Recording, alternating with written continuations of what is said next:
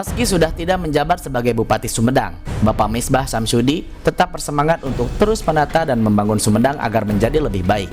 Mantan Bupati Sumedang, yang juga mantan Wakil Ketua Asosiasi Pemerintah Kabupaten dan Kota Seluruh Indonesia atau APKAS ini adalah sosok yang sangat dicintai warganya. Secara kemasyarakatan beliau sangat dikenal oleh masyarakat, sekalipun pada saat itu sosialisasi tentang pergantian pimpinan daerah itu kan tidak dipublikasikan secara seperti sistem yang sekarang.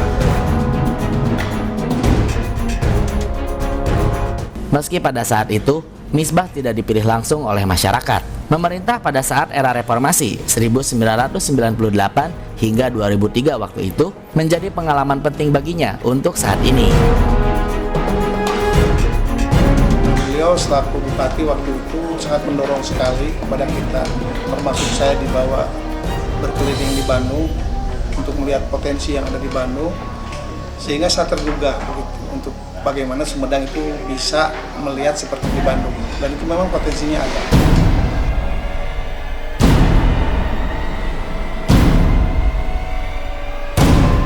Tidak sedikit keberhasilan yang dicapai pada saat kepemimpinannya, khususnya tata kelola birokrasi dan pembangunan. Kampung Toga salah satunya, yang terpilih menjadi tempat yang akan dijadikan salah satu cabang olahraga di PON ke-11 Jawa Barat. Saya dengan spirit beliau, saya bisa terus bertahan untuk mempertahankan pariwisata di Sumedang, yang salah satunya kita punya destinasi baru. Nah, alhamdulillah selama 10 tahun bimbingan beliau kita masih eksis di pariwisata, yang akhirnya kita dipakai salah satu venue untuk para layang di Kampung Toga ini.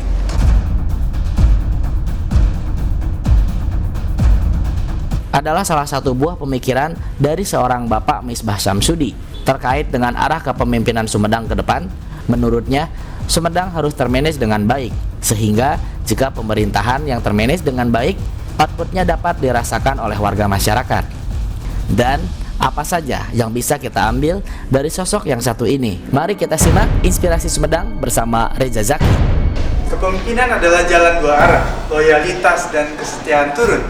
Sosok satu ini tak pernah habis bahan bakar untuk terus berkiprah di Kabupaten Sumedang. Nasihat-nasihatnya selalu dicari oleh siapa saja yang cinta dengan kabupaten ini.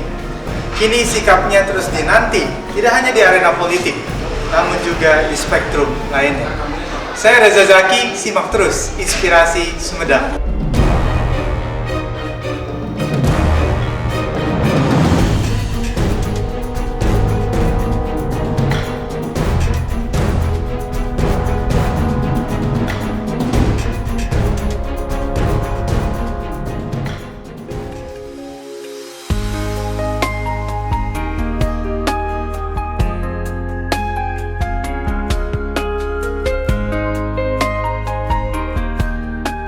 Selamat siang Pak Misbah, saya Zaki dari Inspirasi Sumedang Par TV. Maaf mengganggu waktunya Pak.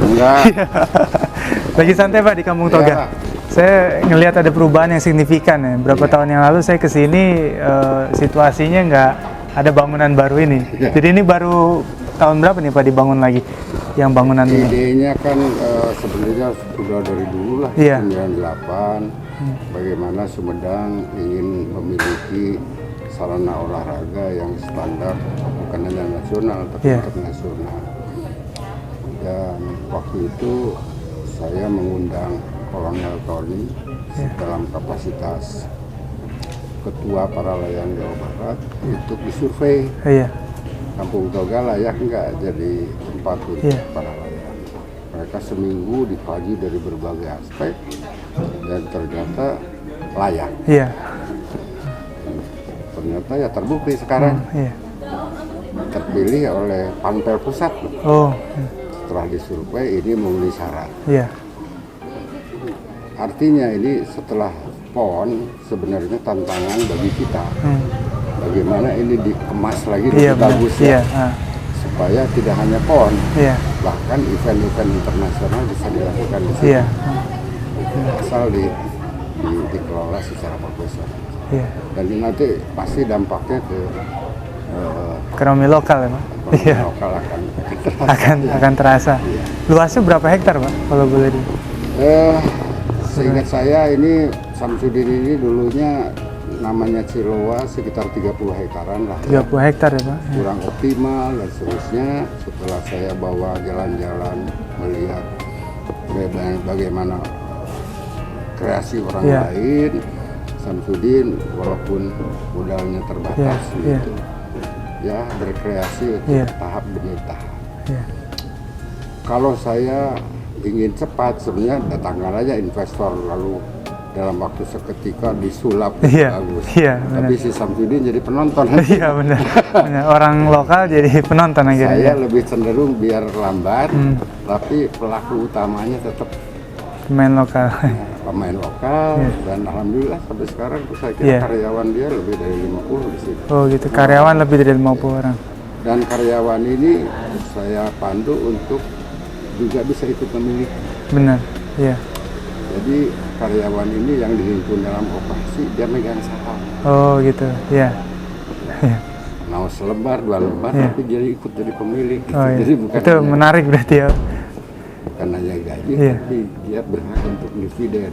Dividennya. Dan merasa memiliki gitu. Iya. Gitu. Yang paling penting kan konsep itu. Iya. Kalau saya datangkan orang kuat ke sini, mereka jadi penonton. Iya.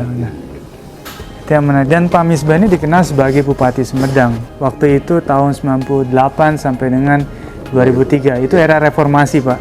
Dan bagaimana kemudian Bapak memimpin Kabupaten Sumedang yang mungkin kondisinya saat itu tidak terlalu menggembirakan. Dan Bapak ada di era di mana baru ada proses transisi kepemimpinan yang luar biasa waktu itu. Jadi saya mengalami hanya 1 periode, tapi presidennya 3. Jadi begitu dilantik presidennya Pak Habibie, masuk dalam periode transisi. Era reformasi dengan segala macam dinamika kebebasan yang terlalu bebas ya, sehingga beranggapan bahwa produk-produk dulu itu serba salah. Oh gitu. Bayangkan Bapak masuk ke sini dianggap segala macam ketentuan itu jelek. Oh gitu. Padahal sebenarnya inti reformasi yang dikumandangkan ketika itu hanya 3 hal. Satu, bagaimana meninggalkan nilai-nilai lama yang sudah tidak relevan. Zaman Orde Baru itu apa nilai lama? KKN, korupsi, hilangkan. Tapi yang kedua, ada nilai-nilai lama yang positif, jangan ditinggalkan, malah harus dipelihara. Dan ketiga, sebenarnya mencari nilai-nilai baru untuk mengantisipasi dinamika zaman. Itu intinya itu. Seringkali kebablasan, nilai lama yang harus ditinggalkan malah sekarang berkembang kok. Korupsi makin berjamaah. Sedih saya itu. Kedua, nilai-nilai lama yang positif malah dibunuh. Hampir-hampir Pancasila juga mau dibuang itu. Bayangin ya. Malah nilai baru, mana nilai baru sekarang? Gitu. Jadi tantangan lah. Kalau kita masuk ke era reformasi berarti harus ada benang merah. Dan kemudian saya harus mencari suatu formula yang memang tidak atas dasar instruksi dari atas. Kalau dulu sentralisasi, era saya tuh pergeseran dari undang-undang yang dulu sentralistis ke desentralisasi. Saya harus merubah cara berpikir birokrat dan masyarakat. Masyarakat yang dulunya top down merasa ya gimana di atas, sekarang harus diberdayakan. Birokrat yang selalu harus bagaimana empowering. Maka tahap awal di minggu pertama itu sebelum dilantik saya sudah siapkan konsul dengan Agim Darut Tauhid. Saya ingin cuci otak semua birokrat. Hanya dalam punya waktu 3 hari tanpa mengganggu jam kerja gitu. Jumat sore sampai Senin subuh. Didesainlah bersama Agim. Kita dibawa bukan ke hotel yang bagus, di Cikole, di hutan berkemah, dan saya ikut bersama mereka tidur di tenda ya. Apa yang dilakukan? Kita cuci otak karena ingin diri kita dicetak menjadi pelayan yang baik untuk rakyat. Ya. Bayangkan 3 kali sholat tahajud dipandu oleh santri-santri muda, luar biasa.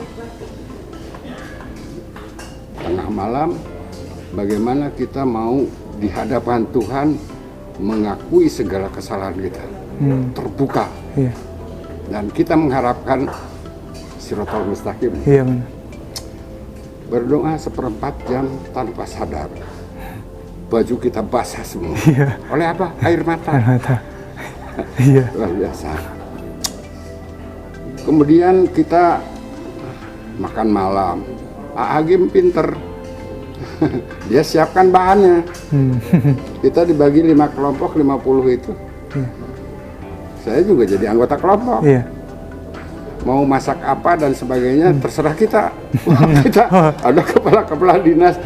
Wah, bagaimana menyajikan hanya dalam setengah jam, harus siap makan malam dimasak oleh masing-masing kelompok. Kalau diskusinya terlalu lama, kapan masak? Tapi intinya di situ kita dilatih untuk berangkatnya.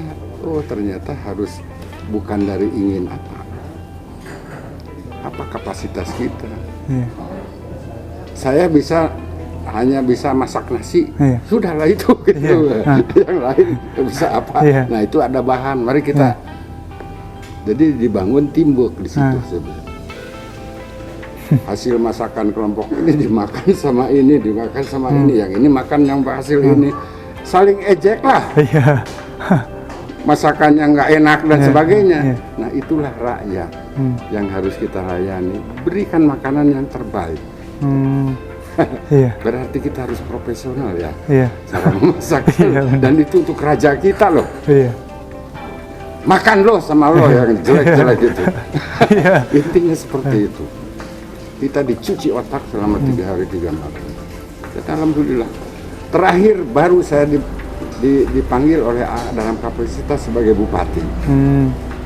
Pada saat penutupan, apa pesan saya?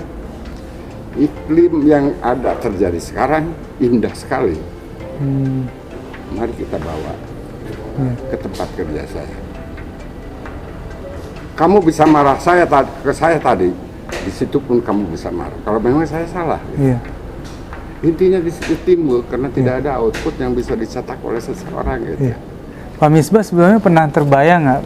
Oh, saya satu saat bakal jadi bupati, dan kira-kira waktu akhirnya ada detik-detik di mana Pak Misbah diberikan kesempatan untuk menjadi bupati, apa yang dipersiapkan oleh Bapak ketika itu dan proyek-proyek apa yang kemudian terimajinasi oleh Bapak untuk dilakukan?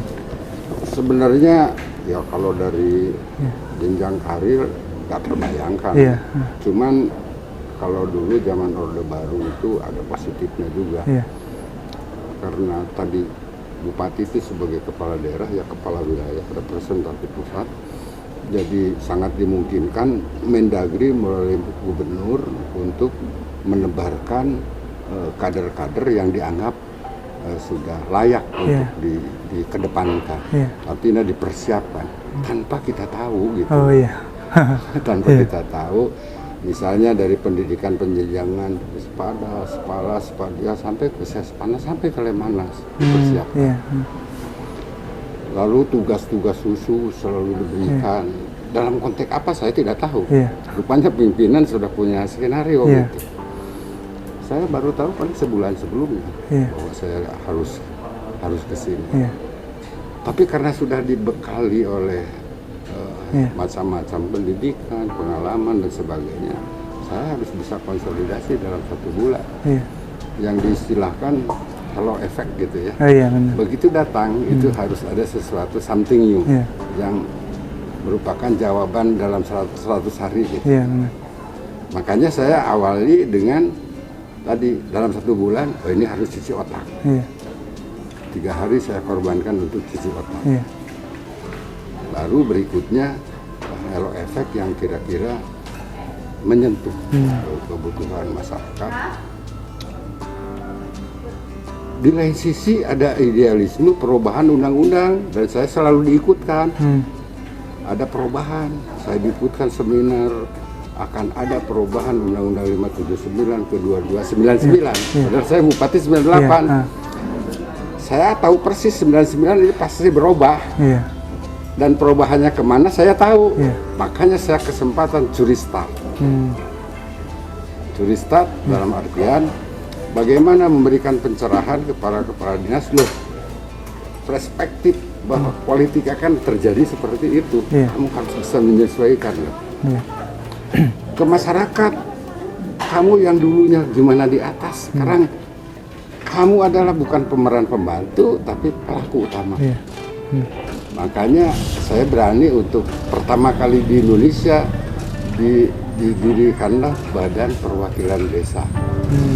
Di kabupaten lain belum ada. Dan saya tidak dipersalahkan oleh Mendagri karena si itu suka ikut. Dia tahu dia curi waktu tuh katanya. Tapi saya didorong.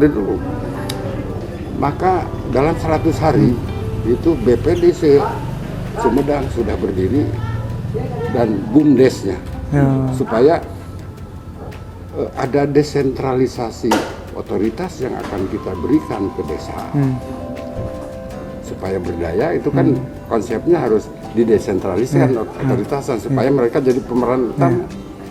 Desentralisasi kan juga finansialnya. Yang dulunya 10 juta, 20 juta, minimal 100 juta.